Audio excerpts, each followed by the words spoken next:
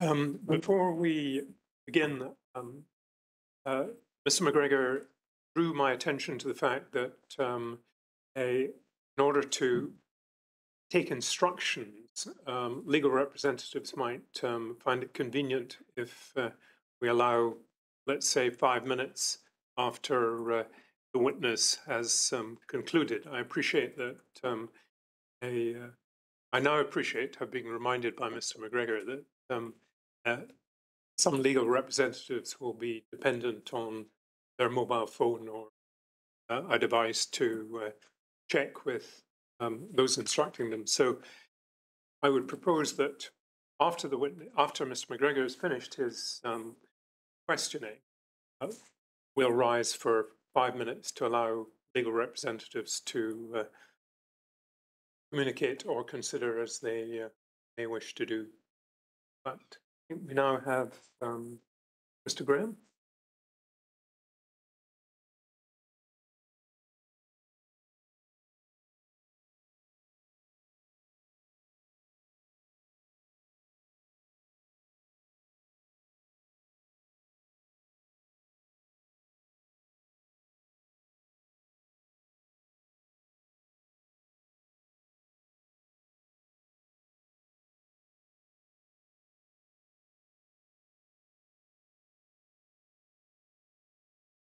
Good afternoon, Mr. Graham. As you appreciate, you're shortly going to be asked some questions by Mr. McGregor, who's the Deputy Counsel to the inquiry. But first of all, I understand you're prepared to take the oath. If you just remain seated where you are, if I could ask you to raise your right hand, repeat these words after me. I swear by Almighty God.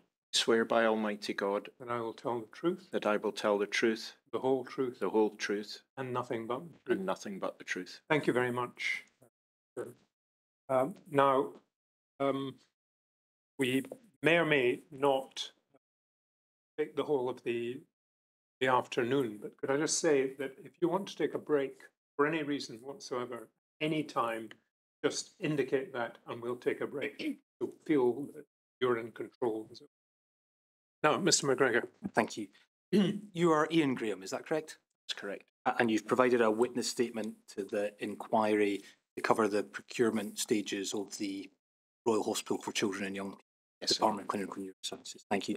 We don't need to go to it at the minute, but for anyone following electronically, it's in bundle 13, pages 167 to 186. You should have a paper copy available to you, Mr. Graham. The content of that statement will form part of your evidence to the inquiry. If you want to refer to your statement at any time, please do just let me know.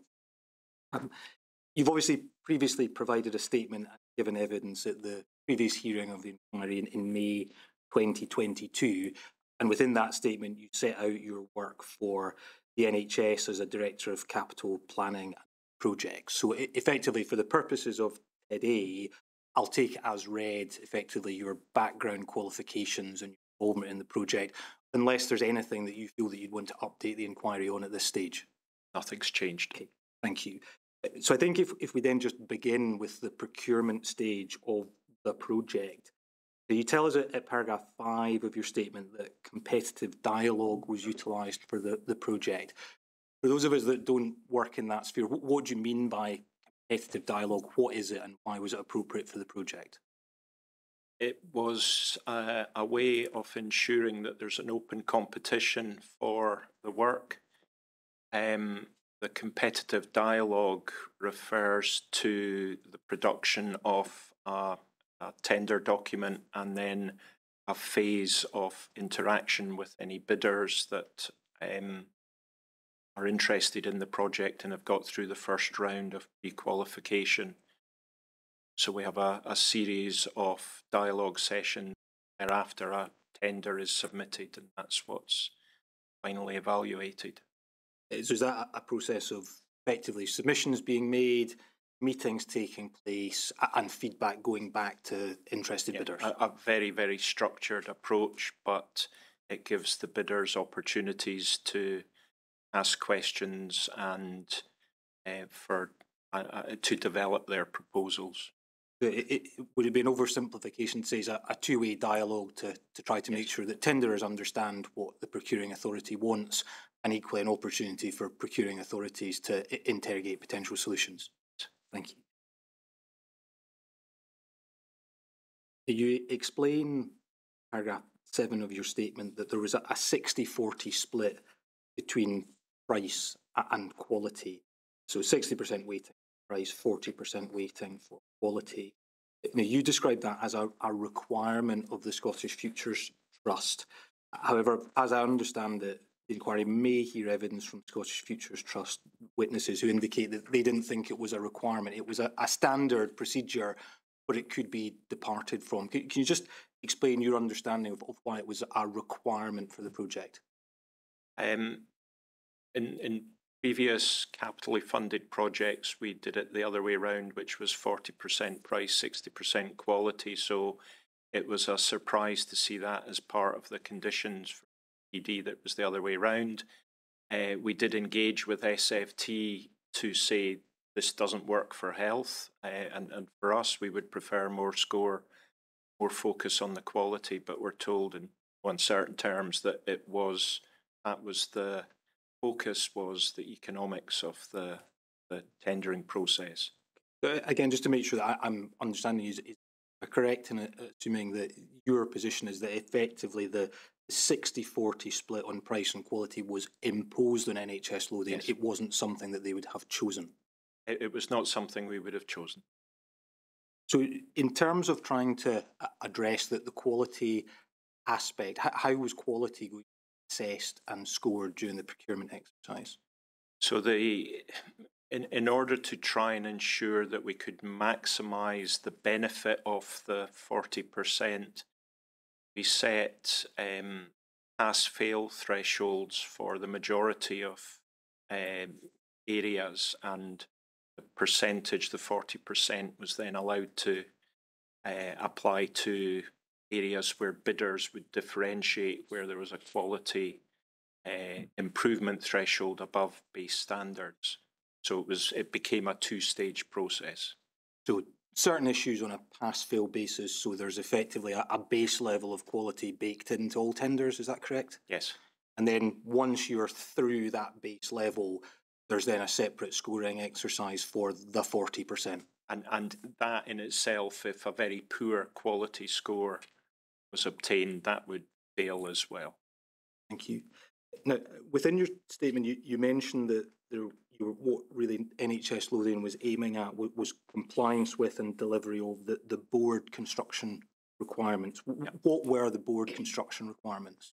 They were our output specification, as it's called, the general requirements that we had, where there were specific guidances to be met, and because we had a history with the project and had developed a reference design, there were elements of that brought in as well.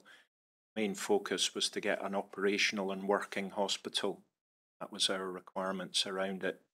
And the board construction requirements, were they a pass-fail element or were they a scored element? The board construction requirements were our part that goes out to the bidders, and the bidders, each of the bidders would respond to that with what was called project co-proposals, and that was their response to that, and both of those formed part of the contract. And in terms of the assessment of compliance with the board construction requirements, was that pass-fail, or is that part of the 60-40 split? It was part of the overall scoring package, because the elements of that would form part of the scoring matrix. Thank you. You mentioned at paragraphs 11 and 12 of your statement that you were involved in certain of the workshops for the drafting of the evaluation criteria. Can you just explain to us what was happening at that stage, what's happening in the workshops, and what's the output of them? So over a period of what was probably weeks, we were trying to get I suppose in simple terms, scores that added up to the 40%, but spread over all the areas of interest where we had that design, development, innovation element. So they fell into three categories: strategic management, which was around the special purpose vehicle and the management approach of the organisation; design and construction; and facilities management. So we ended up with individual questions against each of those categories that were then given a percentage, and part of the workshop was working out the percentage, but also the wording that we would use to get the best out of the responses from bidders. We'll come on and look at some of the percentages, but in terms of mechanical and electrical engineering, if we look at that in isolation, in the scored element, it comes out around about 1%. Why was that scoring allocated to mechanical and electrical? The principal reason that a lot of the engineering and indeed some of the other compliance issues were scored relatively low was that there was a whole raft of guidance and requirements sitting behind those, which meant that the pass-fail threshold was taking precedent there, and the percentage points applied were then just for the refinement of that design process. If we'll look at the procurement documents in greater detail in a moment, but just for the moment, if we could look within bundle 2, page 1005.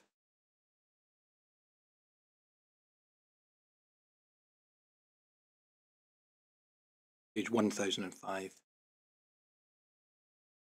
See a whole host of criteria there. If we perhaps just look at C8, first of all, which is clarity, robustness, quality of M&E engineering design and proposals.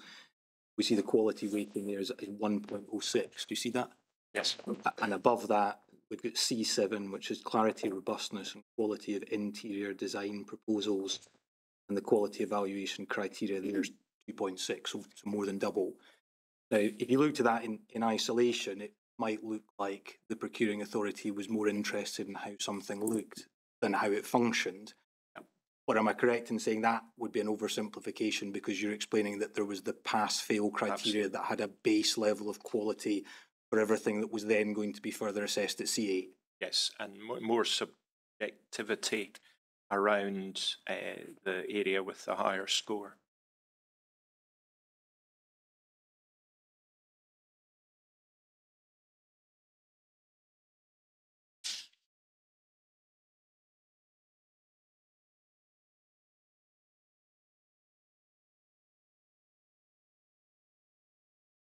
In relation to the preparation of the tender documents themselves, were you involved in that aspect of the procurement exercise, the drafting and the input and the reviewing? I was involved as part of the wider project team. I looked principally at the strategic management and the legal and commercial side of things, but part of the team that was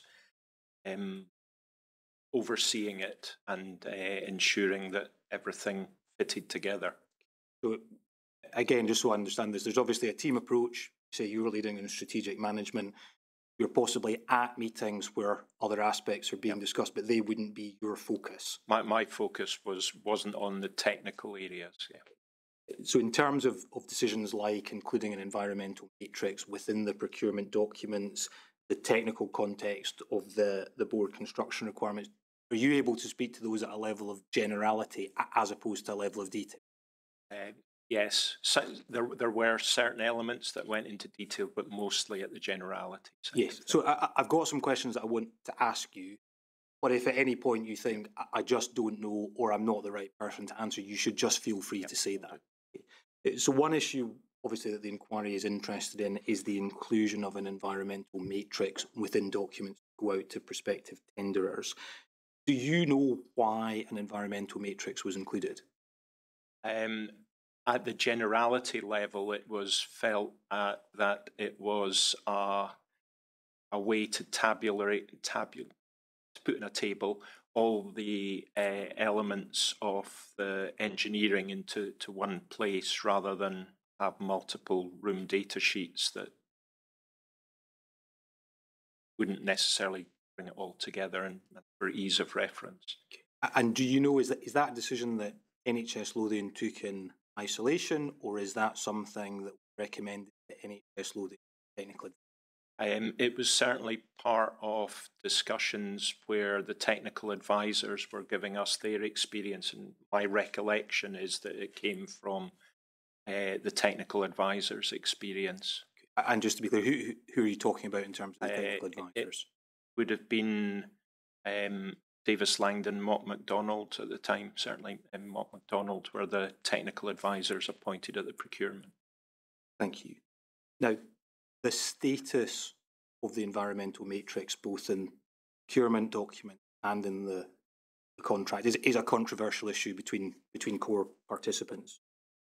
But at this stage, what I'd be interested in is, on the NHS Lothian side, what was the intention in terms of the status of the environmental matrix? Was it meant to be a prescriptive, mandatory set of requirements, or was it simply something that was provided as a guide that couldn't be relied on? What was the intention?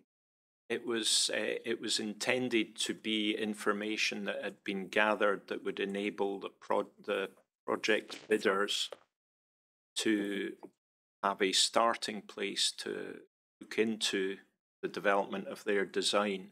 It was disclosed data. It wasn't our descriptive specification of space, and each of the obvious disassociation with our specification was that the contractors, the bidders, were to come forward with a design which would have different rooms on it than was in our environmental matrix, which had been brought forward from a iteration. The plus point for us was to save engaging with a lot of clinical time reviewing lots of information that gave us something to work from. And was that always the plan, or is that thinking that developed over time? I think it possibly developed over time. I couldn't honestly put a pin in the timeline to say that was when the decision was. That's what went out the door. Yes, no, that's helpful. Perhaps just to assist in jogging your memory, if I could ask you to look at bundle 2 at page 605, please.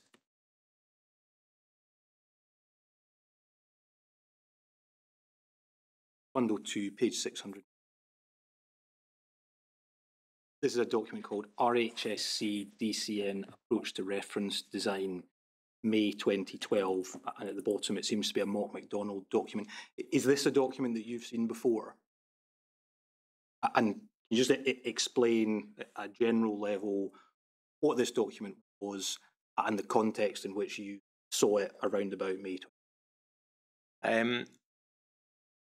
I believe the start of this was to help to explain to our project team and project steering board what the reference design was, but also a way of capturing and discussing with Scottish Futures Trust how to maximise the benefit of all the work that had been done on the Children's Hospital without effectively starting from square one again. And that's where we ended up with a reference design output. If we look to page 610, which is the executive summary of that document, see right at the start, this report builds upon the discussions at the project board in 2011 regarding procurement options for the RHSC and DNP project, where it was agreed that a reference design would be developed to mandate elements as they relate to clinical functionality, which NHSL would be required to sign off in any event under the project agreement. Do you see that? Yeah. And again, we see here this reference to clinical functionality. Can you just explain your understanding of what that meant?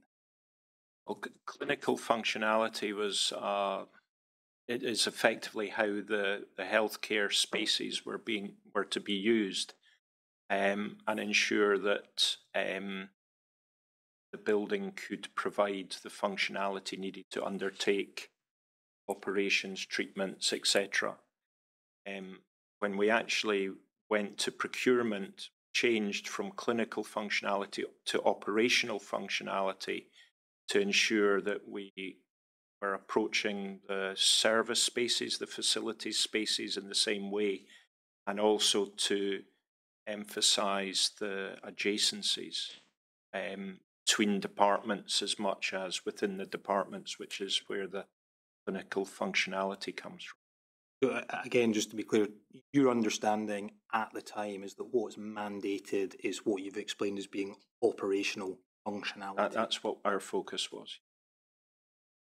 Still within page 610, if we look below the bullet point, we see it states the reference design comprises mandatory and non-mandatory elements. See that? Again, just to be clear, what was your understanding of what the mandatory elements were? This would have been, this was part of the guidance to internal guidance. This wasn't a document for part of the procurement going out to bidders, but to help advise us. And it was primarily trying to explain that mandatory meant that the bidders had to provide or deliver, and non-mandatory were what you might call enhancements, improvements, or things that might well be omitted by the bidder as part of that process.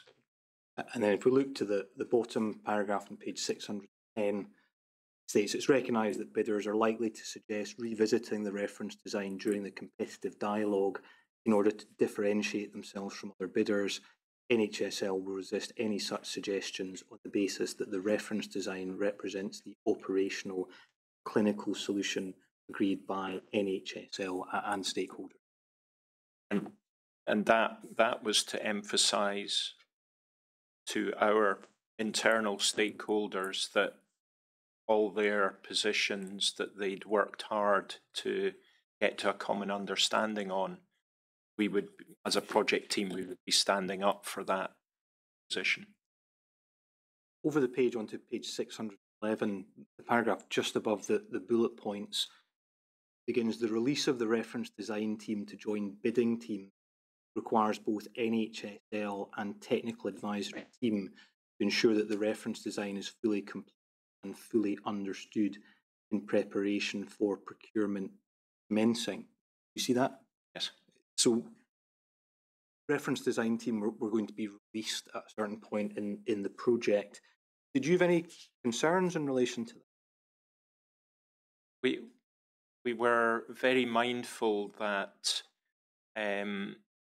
there will be inherent knowledge within the team that had provided the reference design, and could that be seen as providing an advantage to one party if they joined a bidding team, which was why effectively a line was drawn in terms of time between the reference design team and the bidding team. If we could look on to page 625, which is the subheading at the bottom, room information. See that? Paragraph 4.3 states the specific room requirements, room information will be detailed in a combination of, and then there's various documents set out. First bullet point, the general requirements. Secondly, the clinical output specifications. Over the page onto page 626, the adjacency matrix. And then the fourth bullet point, the environmental matrix, appendix B to the BCR. Do you see that? Yeah. So that was the room information is going to include the environmental matrix. At that point in time, yeah. Indeed. And just to complete that on page 626, we see highlighted text in the next box which states, similarly, the environmental matrix specifies parameters and criteria that need to be met and for which the bidders will be required to advise the levels that will be achieved in their particular design. Do you see that? Yeah. Again, is my understanding at this point in time, that was going to be a fixed requirement, but you're telling us that thinking on the part of NHSL moved on. Yeah, I think the environmental matrix specifies the parameters and criteria, so to the extent that's the headings. And the bidders are required to advise the levels that they will achieve in their design as their response to those headings.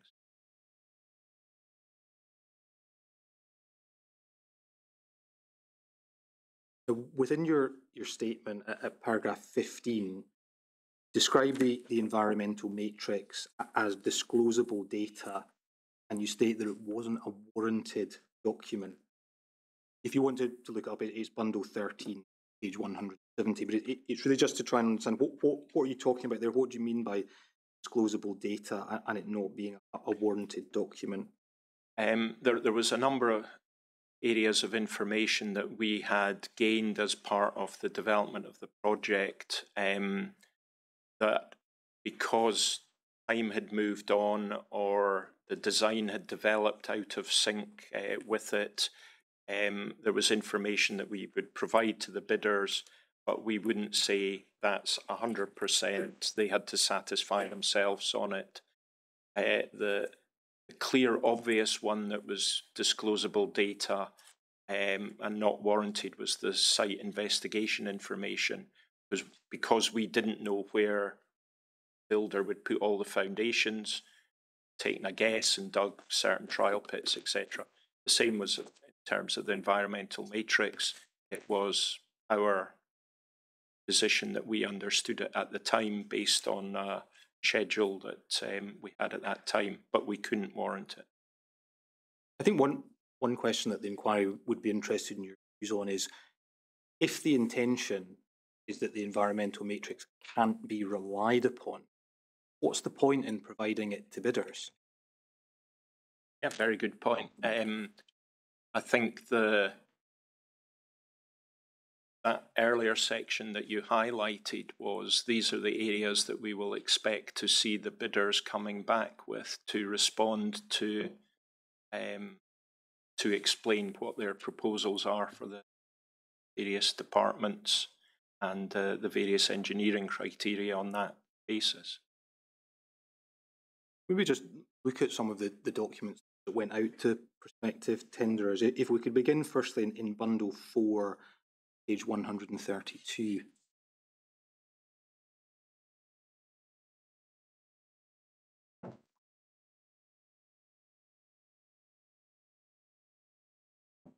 So this is the environmental matrix itself, and we're within the guidance notes section. Mm-hmm. Thank you. It's helpful if you can zoom in, because it's small text. I'll read it out just so there's difficulty. So page 132, guidance note 1. This workbook is prepared for the reference design stage, an easier reference tool to replace ADB, RDS, M&E sheets for the environmental criteria elements as described in those sheets. Now, can you help us with, there's a reference here to it being prepared for the reference design stage. When would the reference design stage finish, and what would come after the reference design stage? So the reference design finished before procurement started, and that was the time difference to allow the team to go off and work for bidders. So I can't think of the exact number of weeks or months between it, but it finished in advance.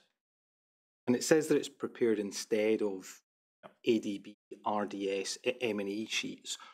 Why weren't room data sheets being prepared? Do you know why that was the case? Well, at the end of the contract, or as part of the project agreement contract, there will be room data sheets provided by the builder as the record of that. Sorry, is there any chance that could go back on the screen again? Sorry, just... Yes. Thank you. Sorry, it went there. No, sorry. So, sorry, I lost my thread there. The screen went blank. Sorry, it's myself that's switching it off with the paper, I think. Sorry, I've got a blank. I think I was just asking you why a decision was taken not to have room data sheets for the procurement stage. The room data sheets would be provided at the end of the project as part of the contract position. So there were going to be room data sheets. At that point, the schedule of accommodation, the list of rooms and their adjacencies was part of the reference design, and we could fulfill that in terms of the front part of the room data sheets, but the engineering part was provided by the environmental matrix, because it's very complicated to do that on the activity database software. It's not an easy thing to do several hundred rooms on that. It's easier in the matrix. Thank you. The next document I'd ask to have in front of you, please, is in Bundle 2, and it begins at page 773. So this is the invitation to participate in Dialogue Volume 3. So Bundle 2, 773. See that? Yep. Is this effectively Volume 3 goes out as the invitation to participate in Dialogue? What was your understanding of this document? So this is the board construction requirements section, so that clinical operational functionality and the expectations of the board, the output specification for the contractor to deliver against. So if we look on to page 781, we see... I'm presuming this is the version that was actually issued to bidders. It is. Yeah. If we look on to page 781, please, see the definition of environmental matrix. It says means the environmental matrix, which deals the room environmental conditions requirements of the board required within each department, unit, space, area. The title is Reference Design Envisaged Solution -RHSC/DCN Environmental Matrix version 3rd issue, as set out in Appendix C of this Section 3 Board's Construction Requirements, Schedule Part 6 Construction Matters, as varied, amended or supplemented from time in accordance with the project agreement. Do you see that? Yes. If the intention was that bidders had to create their own environmental matrix, why is the defined term environmental matrix referring to a very specific document included as a schedule?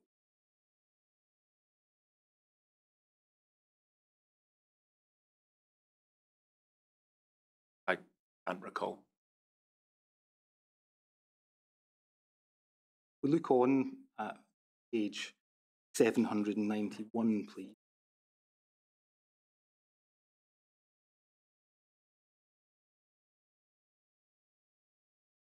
Did you see a reference to project-wide requirements? I won't read everything out. Perhaps just look 2 paragraphs up from 2.1 approach to design. Do you see a paragraph beginning project co shall ensure?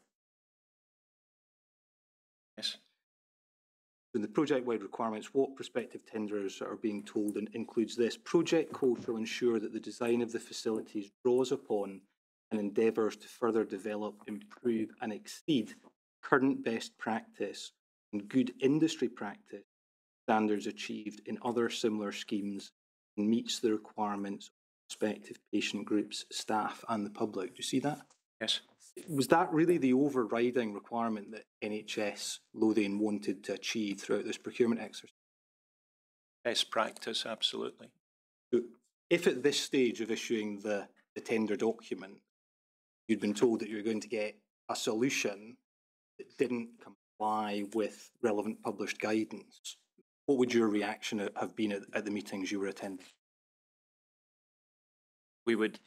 I would certainly anticipate that would be flagged if there was any anomalies or any challenges, and there were differences between multiple areas of guidance, and lots of new guidance coming out that will ask questions about how did this apply, etc. So if we look on to page 794, please. You see paragraph 2.3 NHS requirements. It states, in addition to the standards listed in paragraph 2.4 of this subsection C, unless the board has expressed elsewhere in the board's construction requirements a specific and different requirement the facilities shall comply with, but not be limited to the provisions of the NHS requirements, as the same may be amended from time to time. See that? Yes. And then at subparagraph H, there's a reference to HTM and SHTM. That's correct. Why was there the wording unless the board has expressed elsewhere in the board's construction requirements? Was there any potential for NHS Lothian to want a standard that would be lower or different to HTMs or SHTM? No, I think the expectation would be that there were perhaps higher standards than the SHTMs, HTMs, or indeed any of the other guidance, rather than a diminution in specification. We then look on to page 799, please. Use a subheading 2.5 hierarchy of standards. Yep. Again, I won't read it all out. If we perhaps skip the third paragraph beginning where there is a conflict, do you see that? Mm-hmm. Yep. It states, where there is a conflict of interest resulting from the use of the standard stroke advice, Project Co shall involve the board in the decision-making process. The board shall be entitled to make a final decision regarding the standards advice to be used for the facilities, including any contradictions that may arise between items 1 and 2 above. Do you see that? Yes. Then if we skip the next paragraph, it also says, in certain instances, NHS publications include a number of options for alternative solutions. Where the board has defined their preference specifically, Project Co shall adopt these preferences as a mandatory requirement. Where no board preference is stated, Project Co shall engage the board in the design development process, seek and incorporate the board's preference within the facilities. Can you just explain why is that hierarchy of standards being included, and what's the intention behind it on the NHS Lothian side? The intention was to recognise that building a hospital such as this was very complex, and there's multiple levels of guidance and requirements that designers and contractors have to meet, and occasionally elements of the guidance may conflict between energy efficiency and infection control, for example. So it's a really important requirement to have that there is a hierarchy which sets at the top level of best practice guidance and then comes down the way from that. And if there is any queries or decisions, it's effectively flagged as a concern, and a decision has to be made so that it's formalised as part of the project. We look on to page 814, please. Page 814, towards the bottom, do you see 3.6.3 room data sheets? Yep. It's Project Co shall provide facilities that, as a minimum, meet all the requirements specified in the room data sheets included in this Schedule Part 6, Section 6. Room data sheets not included in Schedule 6, Part 6, Section 6 shall be provided through RDD.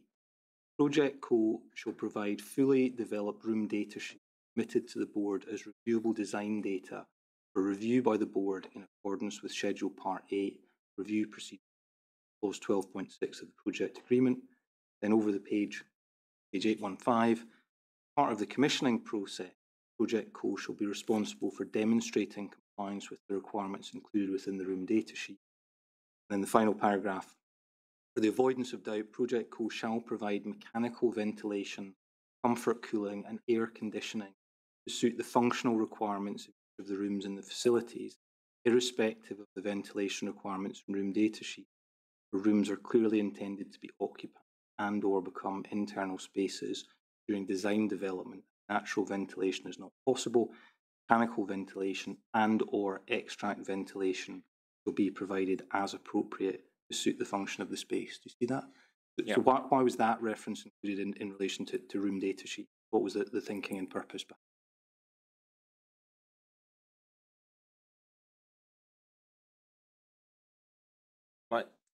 My recollection is that this was a reference to the operational phase as much as the construction phase, to ensure that ventilation is maintained and provided throughout. That would be my recollection of that paragraph. We could look on to page 839, please. You should see a subheading 5.2, infection prevention and control. We could look to the second full paragraph. It states, Project Co shall ensure all aspects of the facilities allow for the control and management of any outbreak and or spread of infectious diseases in accordance with the following. And then if we look to F, you see ventilation in healthcare premises, SHTM 0301. Yep. In terms of the board's thinking and intention, was there any solution that could be provided by a tenderer that didn't comply with SHTM 0301 would still be able to manage an outbreak or spread of infection in accordance with that guidance?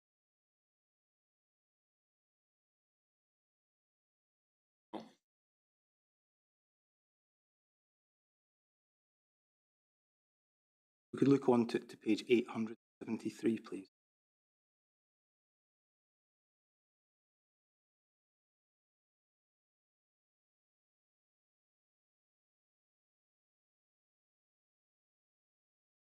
See the section at the end entitled Mechanical and Electrical Engineering Requirements. Yep. It states, Project Co shall provide the works comply with the environmental matrix. See that? If the environmental matrix that was provided was just a guide, wasn't warranted, it couldn't be relied upon, why is the IT telling prospective bidders that they have to comply with the environmental matrix? Because at the time of the contract being signed at financial close, there would be an environmental matrix, capital E, capital M, a defined document that would have come from the bidder and been signed off by us at that point. But just at this stage, if we think back, it's capital E, capital M. And when we look back, we looked at the very start at the defined term environmental matrix. That didn't say the document that will be provided. So that should have been lowercase. Not this one, the other one. In terms of the defined, I'm thinking back to the defined term we looked at, which said effectively, see the document in Schedule C. Are you telling us that was a mistake? No, I think the reference in that to environmental matrix was correct. That ties in the reference, the expanded reference to a specific document. Doesn't seem to chime this. Okay. Sorry, I'm not quite sure where we've got to. So we're at page 873, my Yes, I mean, I have the reference. I'm not quite sure where the questioning and answering. I think where the questioning was going, that I was looking for Mr. Graham's views on, the statement that says Project Co shall provide the work to comply with the environmental matrix. We'd previously looked at the defined term, the environmental matrix, which was a reference to a specific document included in the schedule to the ITPD. I was really just asking for your comments whether that provision really asking prospective tenderers to comply with the document, say, is just simply a draft that wasn't warranted and couldn't be relied upon. And I think what I'm saying is the defined term is right, but not the reference to that document, right, which was a draft on the face of these. Thank you. It's just still within section 8, just after the section I've read out, if we skip the next paragraph, see a section saying Project Co shall provide mechanical and electrical systems that help create a state-of-the-art building with innovative design. Do you see that? Yes. So again, is that really back to that general point that we talked about before, that that's really what Iain wanted? And then if we look over the page onto page 874, just above minimum engineering standards, see the reference again, for the avoidance of doubt, the hierarchy of standards and advice detailed in paragraph 2.5 shall apply to this paragraph 8.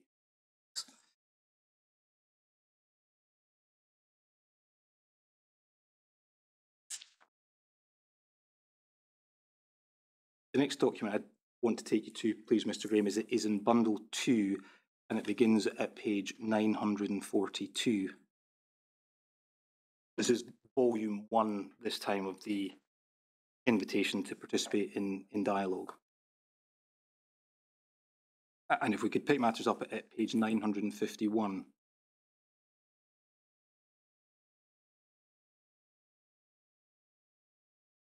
See at the bottom of page 951 again, there's a defined term of environmental matrix. See that? Yeah. And it means that the matrix contained in IT volume 3, schedule part 6, section 3, appendix C. Do you agree that that's referring the prospective tenderer to a specific document being included in the schedule of the document we just looked at? If we then look on to page 953, see a definition of operational functionality. See that just towards the bottom of the page on page 900 and I think it's 953 into 954. I won't read it all out, but again, just for completeness, could you summarise what your understanding of the intention behind including operational functionality in this document? So this was our starting point to explain what operational functionality was to bidders, which was different from clinical functionality. So it is that bit about how the building fits together, how it sits on the site with the fixed points that were identified in the reference design, because we were putting one building into adjacency in connection with another building, and how the schedule of requirement, the schedule of accommodation fitted together as a the department adjacencies and such like. Thank you. We could look on to page 963, please. See the bold heading 2.5, reference design and mandatory reference design requirements. If we go to the third paragraph beginning, the mandatory elements of the reference design. Yeah. Yes. The mandatory elements of the reference design, the mandatory reference design requirements, are those elements of the reference design relating to operational functionality. The definition used in the NPD project agreement is being applied to define the agreed operational functionality, including the reference design, and is generally set out in the following constituent documents of the reference design. There's 3 documents listed: departmental adjacency layouts, secondly departmental layouts, and thirdly generic and key room layouts. Do you see that? Yes. There's no reference to the environmental matrix. Why not?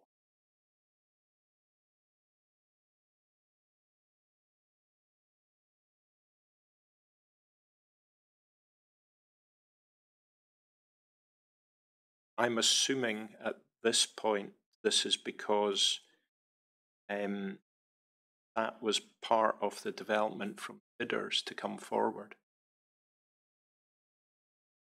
We look still within page 963, the final paragraph states, for the avoidance of doubt, the board will not enter any dialogue on alternative solutions to the mandatory reference design requirements. Bidders' proposals must be developed to comply with these mandatory reference requirements. Bidders will be fully responsible for all elements of the design and construction of the facilities, including being responsible for verifying and satisfying themselves that the mandatory reference design requirements can be designed, built and operated to the board's construction requirements. Do that.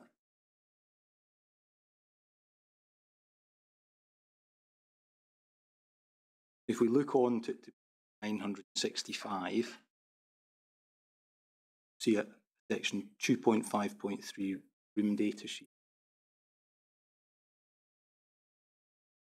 States the standard format room data sheet has not been prepared by the board for the project. Specific room requirements, the room information, are detailed in a combination of the following documents. Board's construction requirements, the environmental matrix, again, defined term with a capital E and a capital M. Do you see that? Yes. I won't read out everything else, but the paragraph continues. During dialogue, bidders will be required to develop room data sheets incorporating the room information for those rooms for which 1 to 50 layout drawings have been prepared. For the avoidance of doubt, this shall include all key rooms, generic rooms, in addition to those rooms identified in the table at paragraph 2.5 above. The room data sheets will form part of the bidder's proposals. The preferred bidder will be required to complete room data sheets for all remaining prior to financial close. Do you see that? Yes. In relation to the room data sheet that had to be created, if the environmental matrix was simply a draft, a guide, something that couldn't be relied upon, why were bidders being told that room data sheets had to be created in terms of room information, which included that document? All of these documents and those bullet points are documents to be provided, some jointly, but a lot by the bidder as part of the final bid and then the project agreement. So those are all outputs, the whole dialogue process, not the start of the process. And in the final section, it says that the preferred bidder will be required to complete room data sheets for all remaining rooms prior to financial close. Yep. Why did the board want a complete suite of room data sheets at financial close? For certainty and risk avoidance. It was an onerous task that we were upfront saying we required, and it gave us then the full suite to review. Was that achieved in the project at financial? Still within the same document, if we could look on to page 1050, please. See at the very bottom a reference to the submission requirement reference C8.3. It should be page 1054.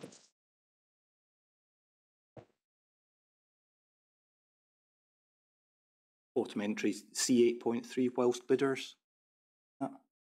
Bottom of the page. Yep. It states, whilst bidders are required to undertake their own design, the board has provided and then over the page onto page 1055, draft environmental matrix as part of the ITP documentation. Bidders must confirm acceptance of the board's environmental matrix, highlighting any proposed changes on an exception basis. See that? Yes. Why do you see a reference there to draft environmental matrix? What was the board's thinking behind that provision? Because there was a draft environmental matrix produced in the disclosable data, and it was for the bidder to highlight anything that needed to change as part of that, as part of their design development and as part of their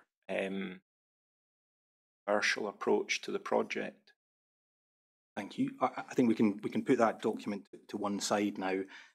And I really want to return to some comments that you made within your statement, particularly at paragraph 18, whereby you state that your understanding was that the requirements of NHS Lothian and its understanding, as we've explored, was communicated to prospective bidders through the competitive dialogue process and at the bidders' day. Now, the inquiry may hear evidence from other witnesses that have a different recollection of underlying events. So you just explain throughout the competitive dialogue process, what is it that the bidders are being told about what they need to do? Well, in simple terms, comply with what the board had put out in terms of the ITPD, and to ensure that the mandatory elements of the reference design, the operational functionality, was being met.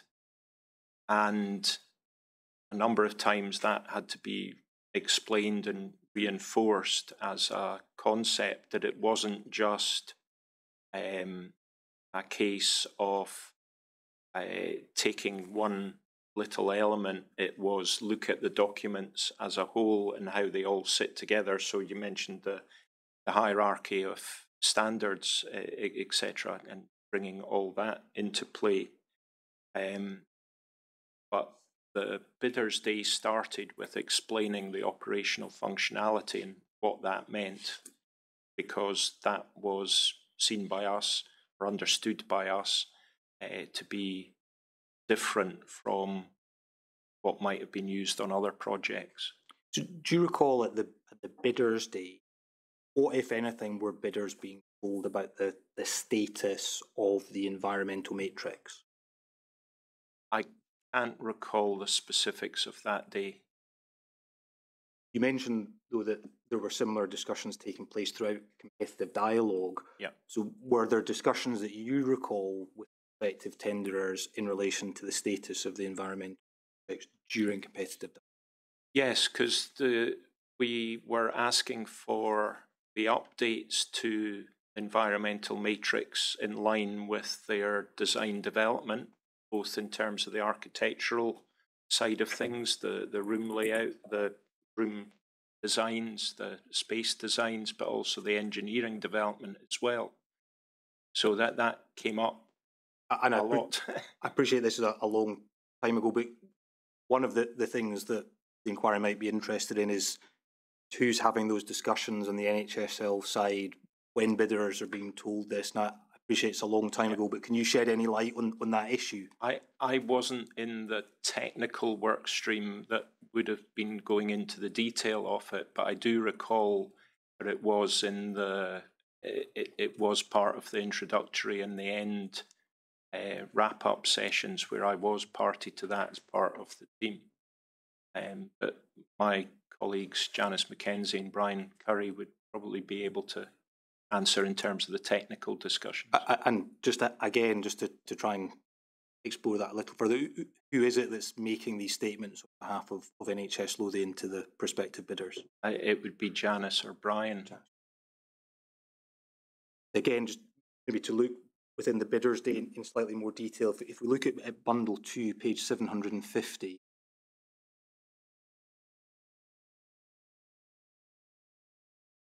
these are effectively notes from the Bidders' Day of the 13th of December 2012. Did you attend the Bidders' Day? Yes. And who was really conveying NHSL's views to prospective tenderers at the Bidders' Day? It was principally Brian Curry as Programme Project Director. So if we look within the Bidders' Day notes to page 759, please.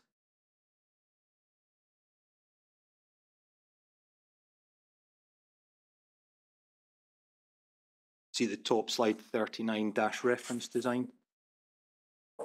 Yep. Clarify what we really mean by a reference design.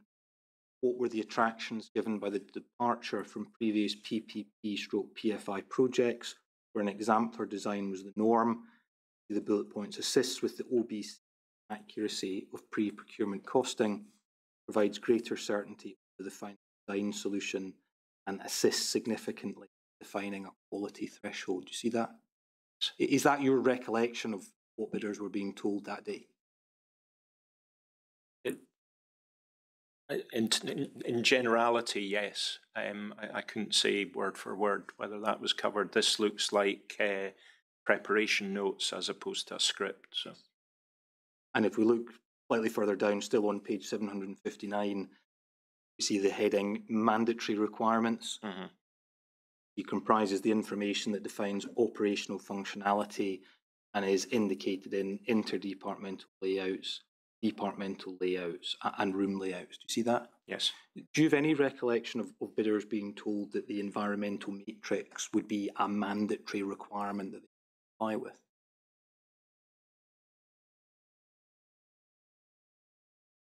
No. By no, I mean I can't recall it. I don't know whether. Thank you. Discussion. We then look on to page 760, towards the bottom, we see the subheading Room Data Sheet. Standard format room data sheets have not been prepared by the board for the project. Instead, specific room requirements are detailed in a combination of the following documents. Bullet points being general requirements, clinical output specification, environmental matrix, and it continues. Again, is that your recollection of what bidders were being told in relation to the room data sheets? It's generality, yes.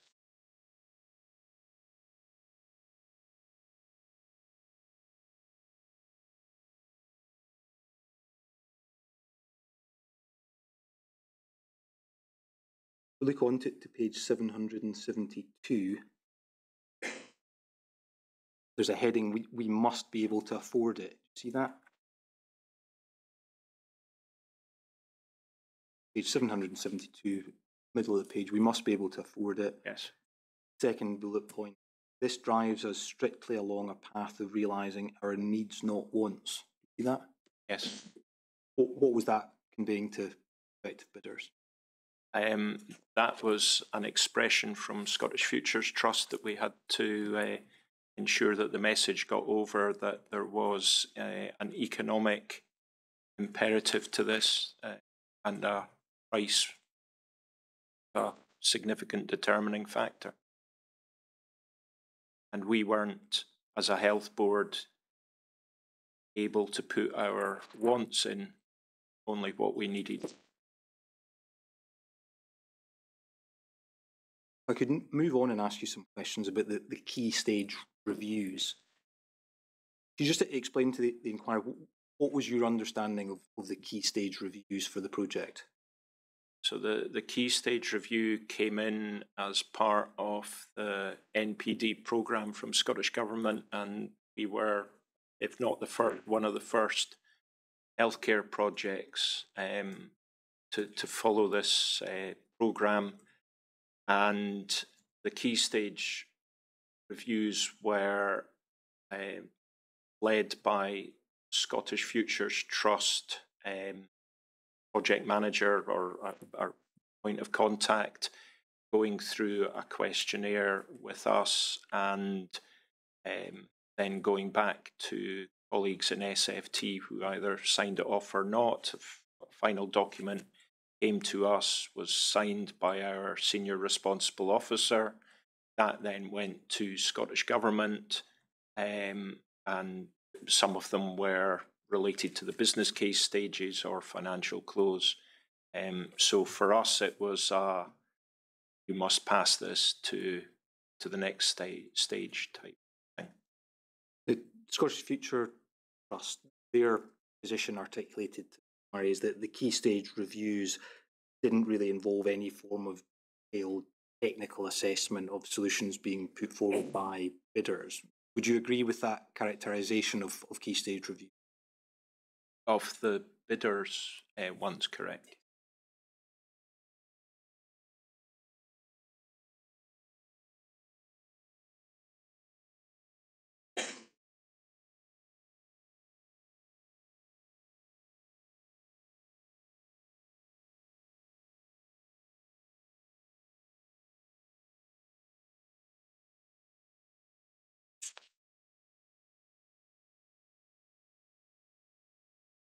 If I could ask you to have in front of you, please, the minutes of the project steering board from the 22nd of August 2014. So that's bundle 8, 11.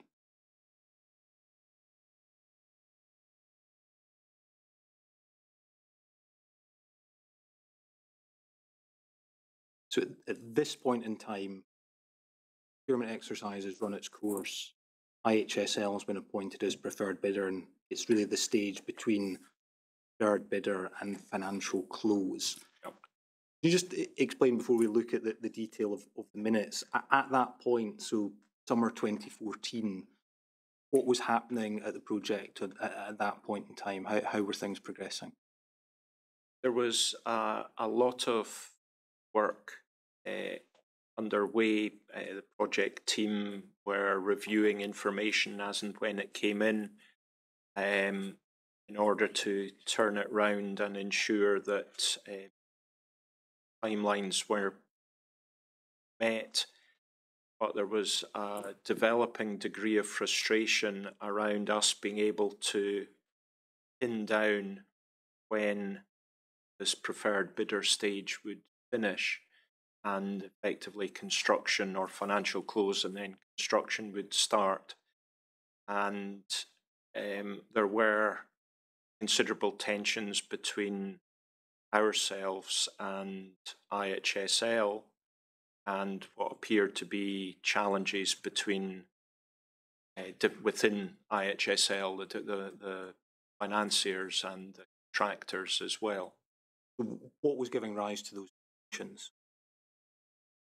From our point of view, we weren't getting, what we kept asking for was the programme, because part of the preferred bidder requirement is to provide the programme between preferred bidder and financial close, and weren't having sight of that, and we weren't getting what we're expecting by way of design development from IHSL. If we think specifically about the room data sheets, we've seen the provision in tender documents that said 100% room data sheets by financial close. How was that progressing?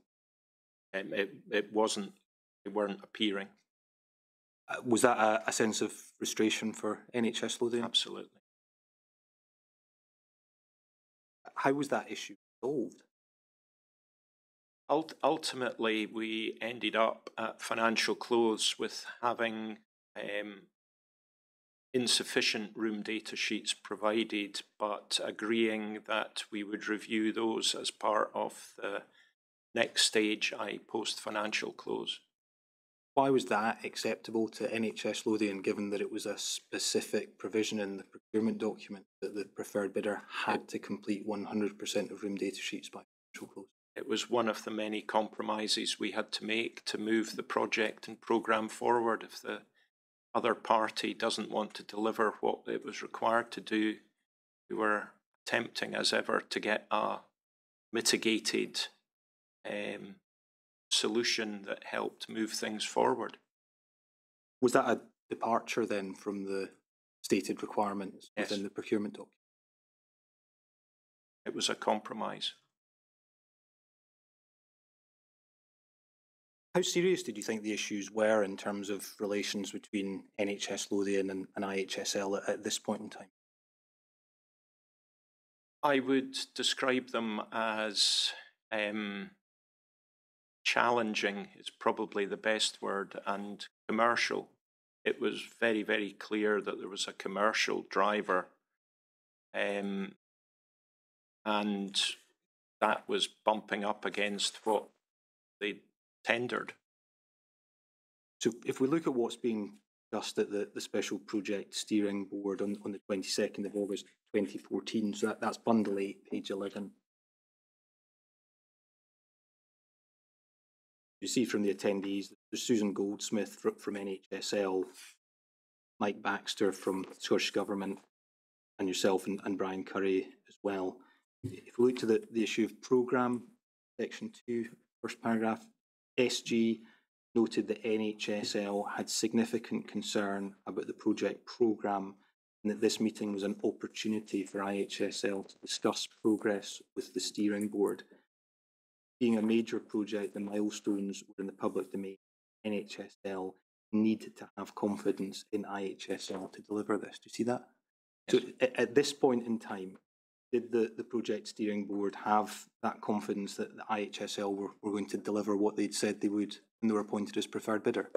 No, and what we'd agreed within the NHS Lothian programme board, project board, was to convene a meeting with senior representatives of IHSL, and unusually for us, supported by senior officers from Scottish Government and SFT, who equally were concerned at the matter.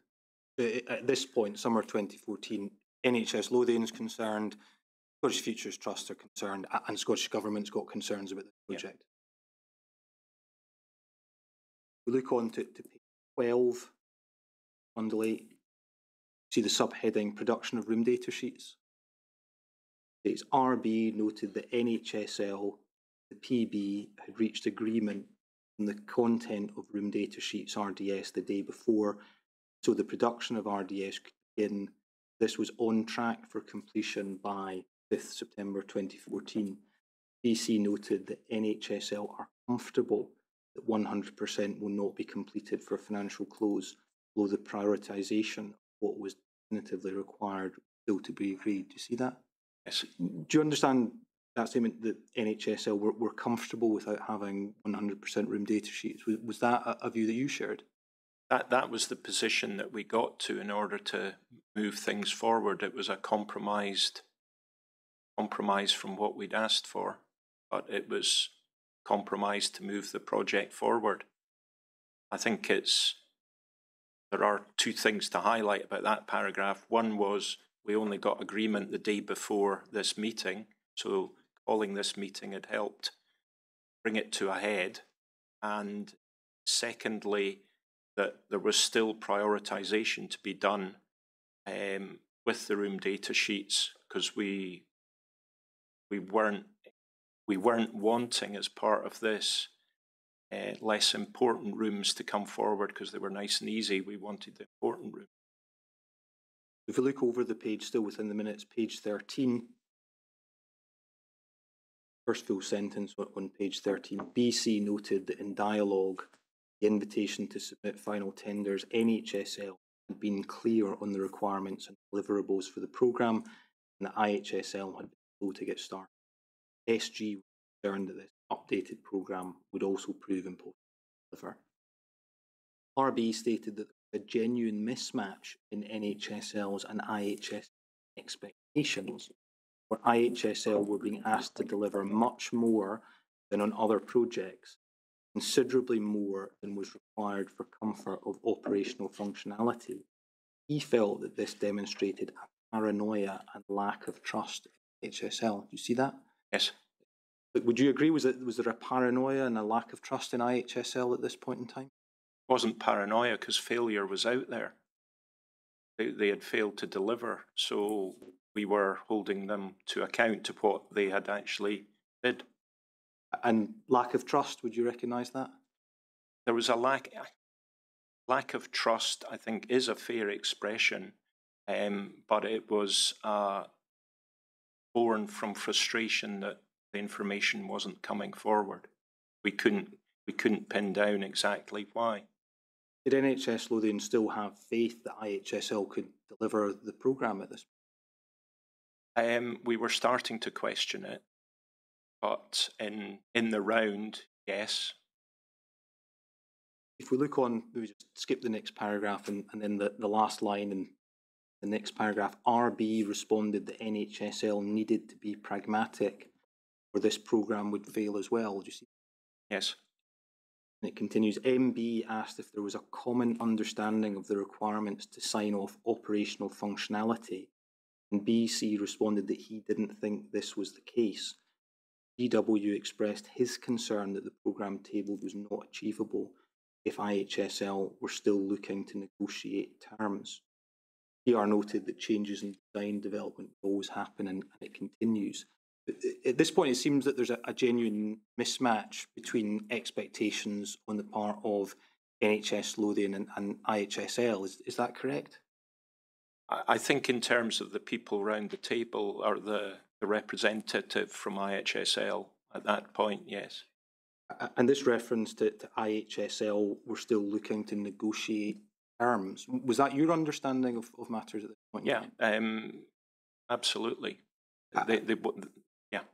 How could IHSL be seeking to negotiate terms given that all the requirements had published in the procurement documents, the invitation to participate in dialogue and the invitation to submit final tenders? Had that not already been fixed at that stage of the process? That was our position. Whether the contractor and the project co were negotiating, that seemed to be where there was an issue. Did NHS Lothian get drawn into negotiating terms with IHSL then? Not in this connection, no.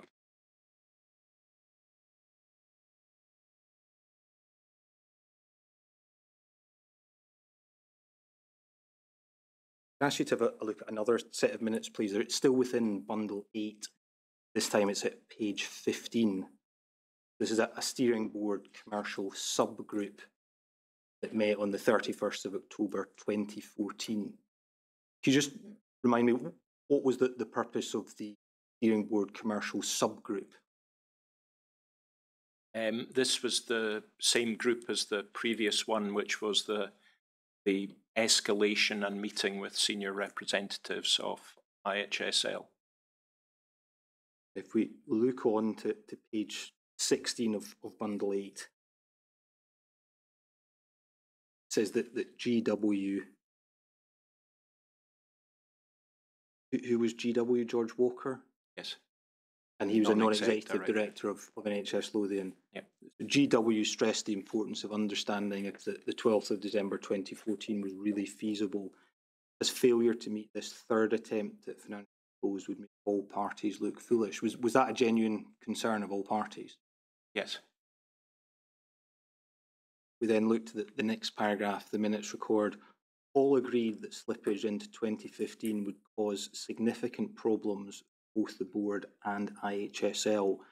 Reputational risk was discussed. Do you see that? Yes. So what were the risks to the board and IHSL at this point in time?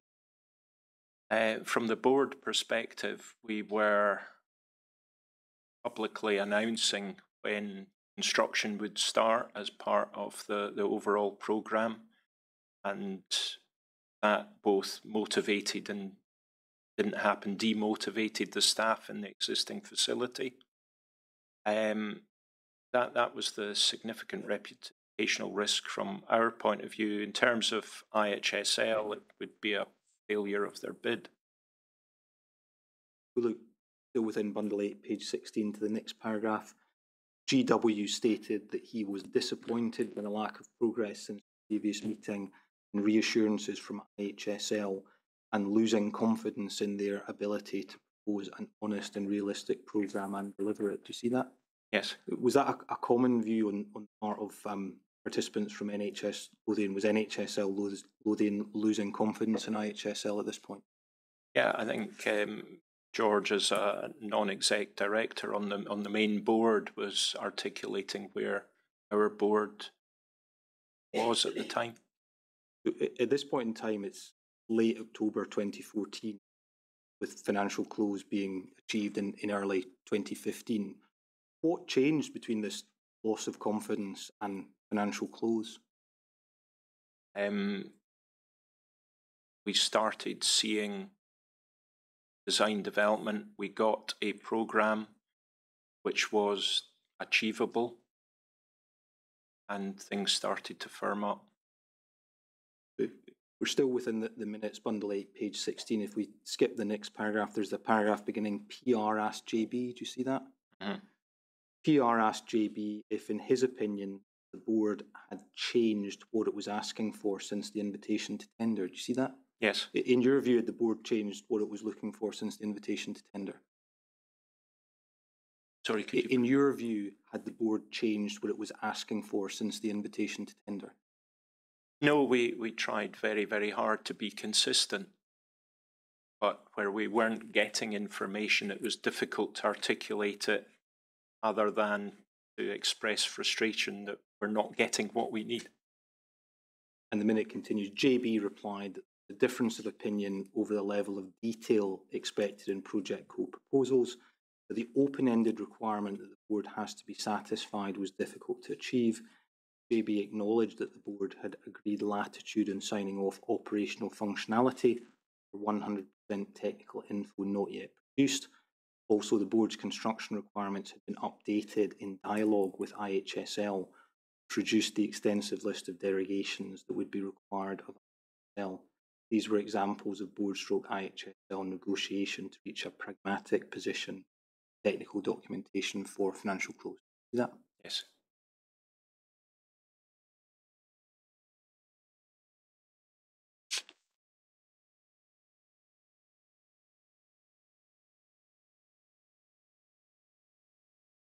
In your statement, you make reference to the full business case and close. Could you just explain in a project of this nature, what the full business case is and how you would move to financial close. So can I take one step back and explain the earlier stages of the business case? So there's 3 steps to the business case. The initial agreement, which is about the strategy. The outline business case defines the options. Full business case confirms the price for delivering that preferred option. And as a result of this tender process, through competitive dialogue and the NPD programme, we ended up with what amounts to a fixed price for building delivering the building effectively, plus all the operational costs for it. On top of which, we've got other costs that the government met, such as capital, cost of equipment, and so on. The bit that we didn't have until this point was the construction cost that would enable us to then say to government, this is the price for it, and go through all the approvals for that, which results in a full business case approval and authority to then go to financial close. And there are parameters around the financing, which government approves as part of that, and Scottish Futures Trust controls.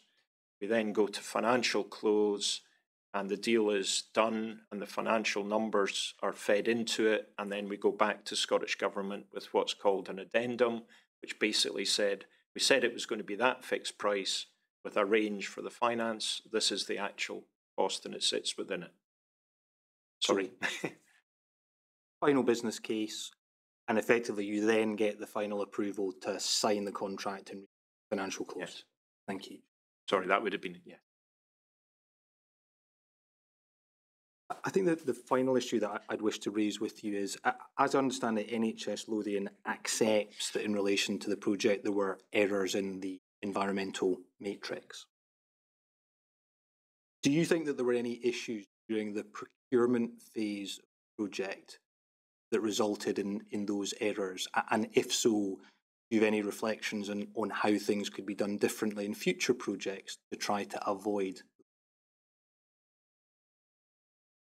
There were certainly inconsistencies in the documents. The environmental matrix, some of the things were right, some of them weren't. They were then covered with other areas. So that meant that there were inconsistencies. As you've gone through this with me today, one of the areas that I would reflect on is our use of the same term for different documents, or the same output but different versions of the document, so that perhaps might improve. I think we took all advice, obtained all the assurances, followed due process.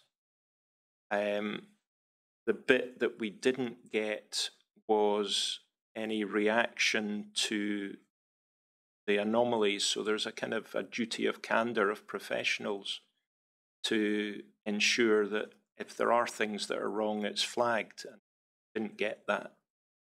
That's probably my main reflection. Thank you, Mr. Room. I don't have any further questions, but Lord Brodie may have some questions, or equally there might be some questions from core participants. I don't think I have any questions at this stage. Mr. Graham, what I'm supposed to do is we'll take a break for about 5 minutes. People to reflect on your evidence. I'll find out whether any further questions likely to will come forward. So I invite you to go to the witness room. I will also retire. We'll give parties about 5 minutes to consider their position. Thank you. Please stand.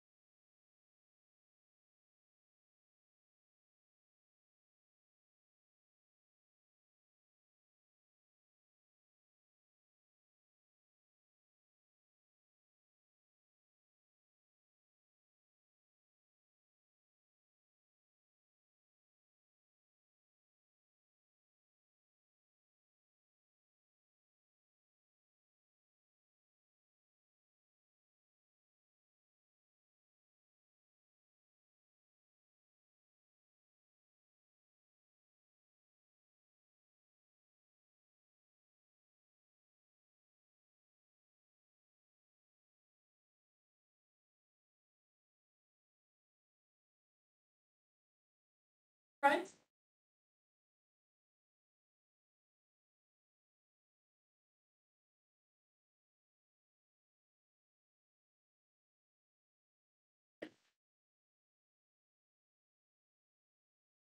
Now, looking to the room, do any of the legal representatives wish to raise further questions? Lord Bury, there's been a couple of issues that have been raised with me that I'm happy to deal with. It's just 3 points. I think that would negate the need for any applications to be made. Right. So you're quite content that you can deal with them and we needn't call on any of the other legal representatives. Right. In that case, could I ask you, Kirsten, to cover the witness?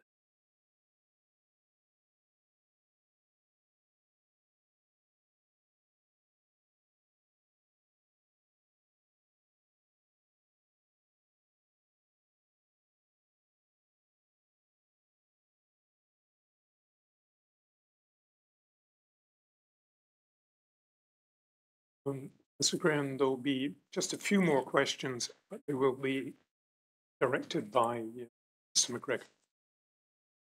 Mr. Graham, the first would really just be ask you for a point of clarification in relation to one of the answers that you gave. I'd been asking you about the board's construction requirements and whether they were assessed on a pass or a fail basis. If we could look within bundle 2 to page 1006, please.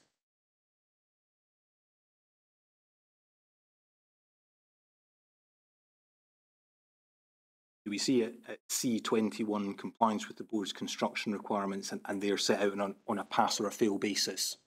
And again, was that your understanding at the time? Yes. Second document I'd invite your attention to is bundle 2, page 965. We're in the invitation to participate in dialogue. If we could look to the bottom to paragraph 2.6, do you see that indicative elements of the reference design? We'd look to the section 2.53 on the room data sheets. 2.6, during the preparation of the mandatory reference design requirements, other information has been generated both as a byproduct of preparing the reference design itself and as a general project requirement as follows. And then do you see Roman numeral 3, building, services, engineering solutions? In your view, was there an intention on the part of NHS Lothian that documents such as the environmental matrix would fall within that definition of building, services, engineering solutions? I think building services engineering solution is a broader term that would probably encompass the environmental matrix, yes. You see that it continues, this constitutes the indicative elements of the reference design, such information issued to the bidders for information only so that they may understand the intent of the reference. See that? Yep. If I could ask you to go to the final document, please, within same bundle 2, this time page 873.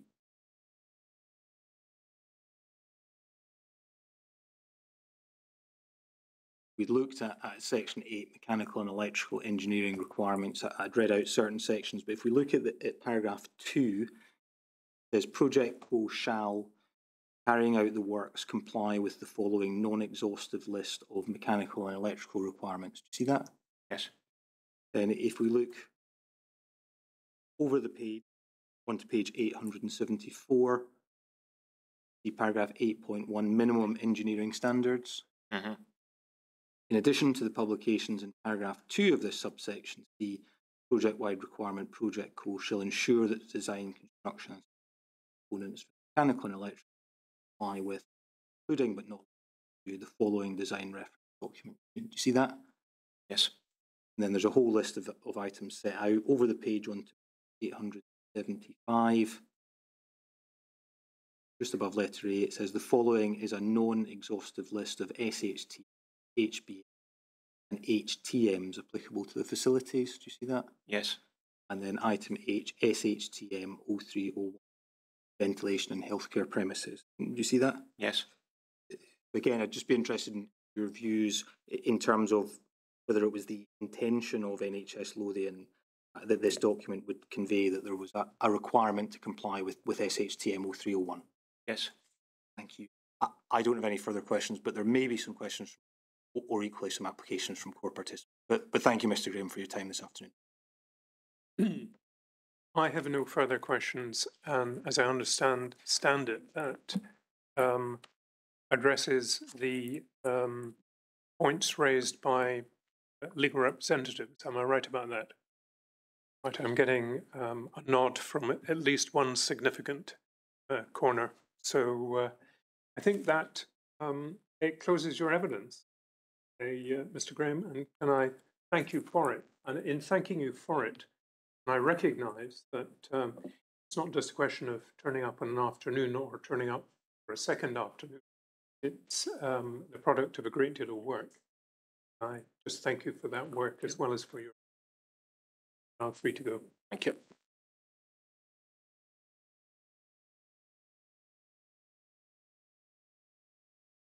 Now, we plan to sit tomorrow, I think. Yes, Lord Brady. It will be Janice McKenzie in the morning and then Mr. William Stevenson in the afternoon. Well, thank you, and look forward to see you tomorrow. Please stand.